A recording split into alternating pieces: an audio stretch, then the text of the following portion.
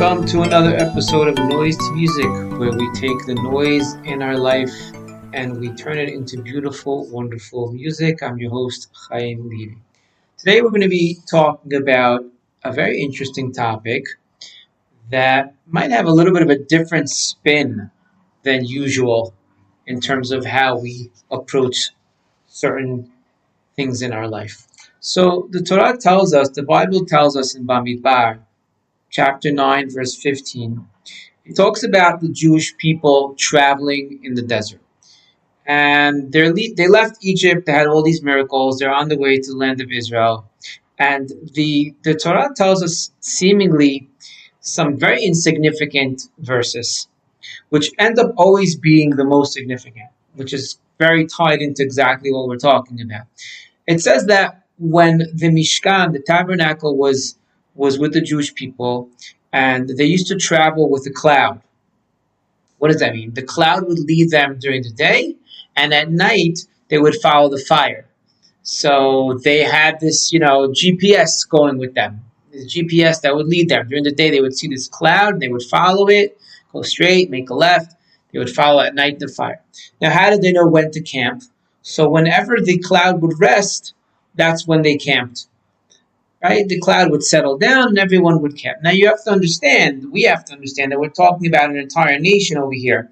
Now camping doesn't mean just, putting it into park and parking your car in some type of trailer.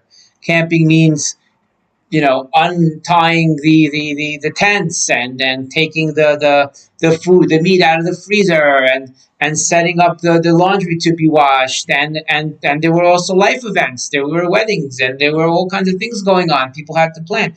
Camping wasn't just, staying where you were. Camping was an entire industry that needed to take place.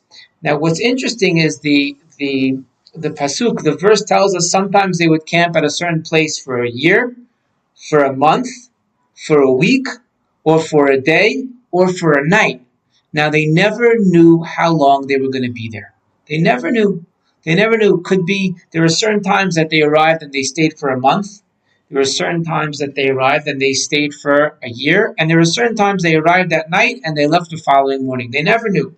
So when we think about this occurrence, and we think about what was the test that the Jewish people were going through, what was the test that they were going through in the desert, we discover that essentially the test was very different than what we might think. We might think the test is the trials and tribulations of travel. You're traveling through the desert, it's hot out there, there's a heat wave, global warming was just getting on its way, that's one option. Another option might be, another option might be that it wasn't even, it was the unknowing, the unknown. That was another option. Like, okay, which was definitely a test. They arrived at a place, and every family would say, okay, Moshe Rabbeinu, Moses, what's the story here? Are we taking the meat out of the freezer? Am I defrosting it? How's this working? Am I going to slaughter a cow because we're going to be here for a while and we'll have our chance to eat it? I need to salt it. I want to wash the kids' clothing. Should we just sleep in sleeping bags, or should we set up an entire tent? Should I dig around and make a fence? Like, how is this working? Like, what? Just give me an answer. But guess what? That also wasn't the test. The unknown was definitely part of the test, but there was even a deeper test here. The deeper test here, the commentaries explain, is the fact that they were being led by God. And God knew. God was directing the cloud. God was directing the fire that was leading the Jewish people in the desert. So you know how long we're going to be. So why not just tell us how long we're going to stay? We don't mind following. We understand that's part of the journey. That's totally okay with us. But we need to know how long we're going to be here. And you know how long we're going to be here. So essentially, why are you playing with us? It's almost this like, God is kind of making a mockery, but it's not. God forbid to say that. But it's just for our purposes of building up the question to understand the mindset of the Jewish people while they were traveling. It wasn't just the traveling. It wasn't just the unknown. It was the fact that God knew. And he could have easily told Moshe Rabbeinu, hey, they're going to be here for a week. Tell them to take, that they should prepare accordingly. So Rav Hirsch asks this question. Nachmanides Ramban discusses this, and he says that the greatness of the Jewish people was in this situation wasn't just following the unknown, and it was being led and understanding that they were purposely being put in a situation of lack of clarity. We're always, and if I was to title this class, we're always saying we're always looking for clarity. We're always looking for clarity. We want to know. We want to understand. We want to plan. We want to be able to be ahead of the game. When essentially this is teaching us that God purposely puts us in situations of the unknown. So we should actually stop looking for clarity. Because what does that do? When we're looking for clarity, that exhausts so much of our mental capacity, of our mental muscle, that we're challenged to actually perform what we want. What does that mean in a practical perspective? There's something called ishtadlut. Of course, you're supposed to make an effort. You're supposed to go to work. You're supposed to eat healthy. You're supposed to sleep right. You're supposed to go out on dates. You're supposed to, whatever it is that you're working on at that stage in your life. If you're single, you're looking for a job, or whatever it might be, you're supposed to make your best effort, put your best foot forward, no questions asked. After that, and you've done that, now what do you do? So that's the point of stop looking for clarity. We have to understand that many times God wants us to live in the world of the unknown. Why is that so? The Gemara actually says, "Ena bracha shruya ela b'davar samui min ha'ayin." Blessing only occurs in something that is hidden from the eye. Why is that? Because the place of the unknown, the place of the dark, the place that's left to discover is essentially where God works his magic.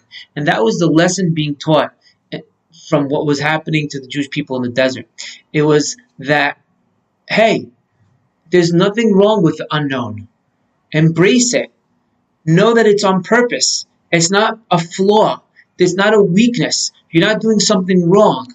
There's something that I'm developing over here, God is saying essentially. Right? The answer to what we want is how we handle that experience. We don't have to go somewhere for it or be somewhere or be something. No, the experience of the unknown is the developmental part of what God essentially wants us to do. It's embracing the lack of clarity. And God does that on purpose. Because he could have easily given them an answer over here. He could have easily given them the solution, but he chose not to. The pasuk, the first in Tehillim says, "Gam ki elech begetz hamavet, lo yirara ki ata imadi." Even if I walk in the shadow of death, I won't fear because God is with us. What does that mean? That walking in the place of darkness, we have to know God is there as well.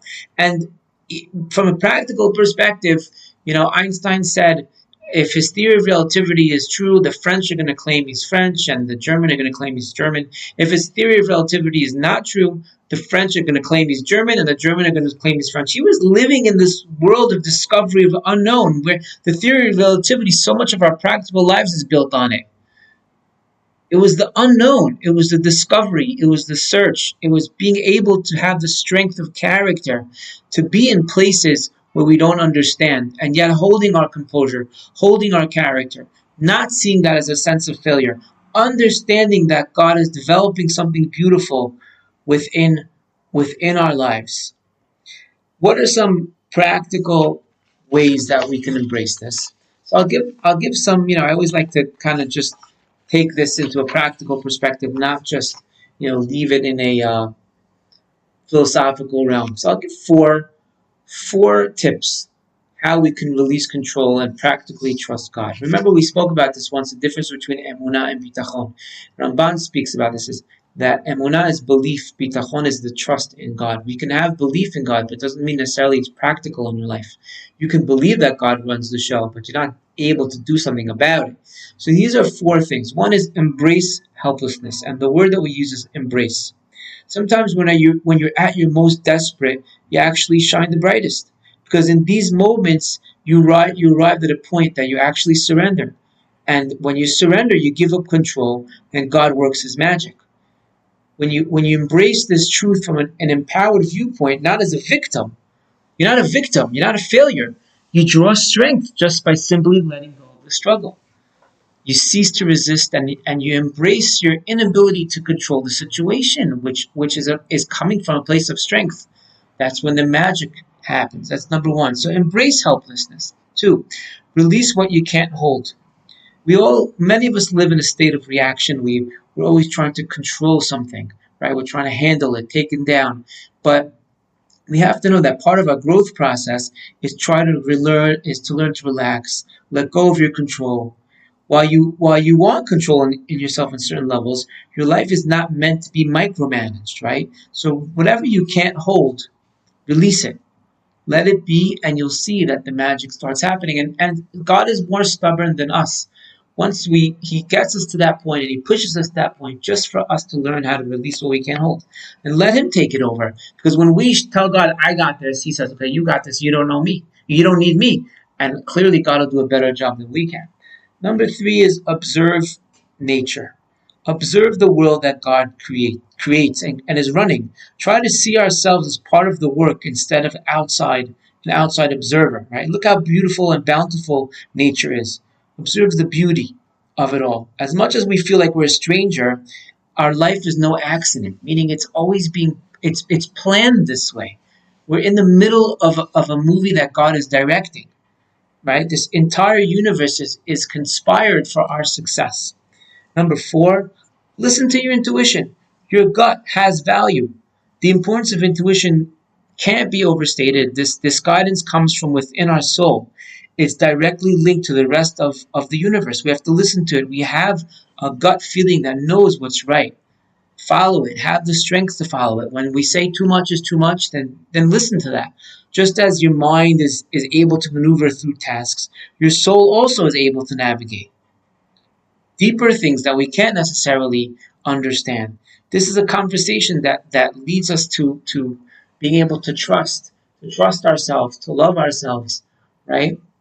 Even if it doesn't necessarily make sense to us, but if it's telling us to let go because we've tried our best, then listen to it. So those are some practical tips of how to be able to stop looking for clarity and embrace the unknown as a source of our bitachon, not from a place of failure, but rather from a place of strength.